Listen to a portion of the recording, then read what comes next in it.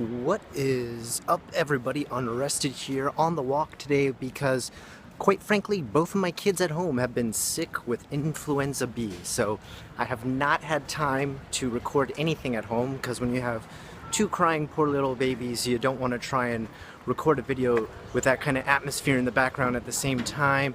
Been doing a lot of caring, taking care of them, getting them medicine, getting them fluids and things like that. So sorry for the walk and go video, but nonetheless a video.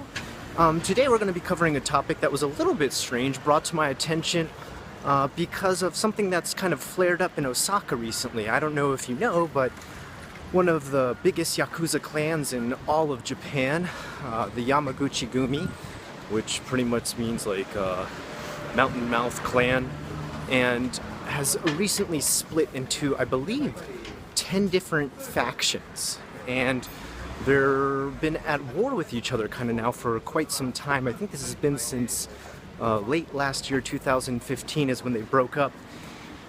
And I just read today in an article written by Jake Adelstein, who you may know. He's done a lot of reporting on Japan, very good reporting, very great reporter, really knows his stuff, that one of the biggest problems they're starting to notice now that these clans have broken apart is that Yakuza themselves are becoming obsolete. They are becoming kind of a useless, unnecessary, unneeded evil in Japan. There was a time where they were considered a sort of necessary evil, and they worked with corporations and had different plans in order to extort money from these different corporations. But now they're not really even able to do that, and there's a couple different reasons for this. Back in 1982, there used to be a special sect of each clan that would do racketeering, pretty much extort money out of different corporations by publicly humiliating them if they didn't pay. For example, they would do like mass rioting, or they would mass complain to the public about the company to just try and give them a bad reputation. And Japan enacted some laws that pretty much stopped that from happening. Like if they found out it was an organized group doing that, they could take a class action lawsuit against them. And then in 1997, it was stopped that no one could kind of strong arm or use scare tactics to make people pay for different things like apartments that were owned by the Yakuza, bank loans that were owned by the Yakuza. If the government investigated it and found it tied back to the Yakuza, they would just pretty much let the person be free of all the money involved having to pay the organized crime, and the clan or whoever was connected to it, the members would be arrested for conducting that, because that wasn't really what they had the license for. They don't have the licenses for letting loans or subletting apartments or stuff like that, and even subletting in Japan is illegal. So they shut that down in 1997. Then in 2009 and 2011, things fell apart even more because, number one, they were starting to arrest big-time boss gang members for tax evasion. One of the most famous ones was the head boss of the Kudokai clan was arrested just for tax evasion, and that pretty much shut down their clan because they broke up even more after that and kind of splintered and went their own way. Now, the other big problem that they're starting to notice is that these people within these different clans, they've never really had any kind of formal training that would help them in the more modernized computer type oriented world of Japan these days.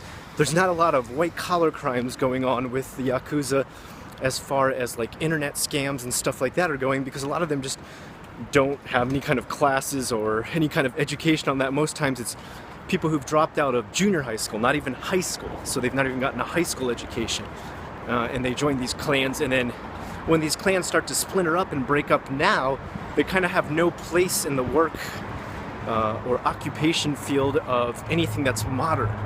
So it's becoming a real big problem with them, and becoming a less and less of a lucrative deal for anyone joining. So much so to the point that the newest generation of Japanese people, the youngest generation, almost nobody is joining these clans anymore. And it's whittling down their numbers to almost nobody. So as they've broken up, the biggest clan splintered into 10 different groups, and now even those 10 little groups are fracturing even further and falling apart. And it looks like we're headed towards a point in which the Yakuza will no longer exist in Japan if this keeps up. Quite honestly, I've heard rumors even myself from people who used to do tattooing on the side as far as clans are involved. Well, I don't know if you've known, but tattooing has been shut down in Osaka, and a lot of these clan members can't even get their different clan symbol tattoos and stuff anymore on top of that.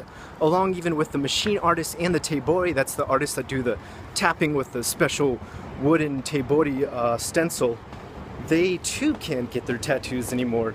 Now, on top of that, things like the youth being better at computers and the next generation being better with technology, they're finding that if they really want to be criminals themselves, they usually involve themselves in white-collar crimes or scams that don't really need an entire clan or gang behind them. For example, one of the most famous scams that's been going on a lot recently in Japan is what's called the ore scam. And pretty much what it involves is they'll call a random old person and they'll say, hey, it's me, which is like saying like ore, like it's me. And the person will say who they think it is. The old person will be like, oh, is it my grandson Takahiro? And they'll be like, yeah, Grandma, it's me, Takahiro. I'm in the hospital and I just broke my leg and I need you to send me some money. Or I'm in jail and I need bail. Can you send me some money? And the old person will transfer a bunch of money into their bank account, not even actually checking if it's really them. And because in Japan you can just hand over some bank numbers and someone can wire to your account, and they'll take a bunch of money that way, and they'll later find out the person had no relation to them, the person had no connection to them. And then of course there's internet scams too. We have our own Ponzi and pyramid schemes that go on in the internet, and a lot of these Yakuza clans just don't even understand how the internet works. They probably think it's a series of pipes or tubes. So it's pretty wild. You're starting to see that crimes are becoming just individual matters and mostly intertwined with technology. And like I said, that's starting to file down the numbers and ranks of the Yakuza clans, making them dwindle in numbers. Anyway, I'm unrested with the questions you requested. This is JFAQ, Japan's frequently asked questions. Have a good one, guys.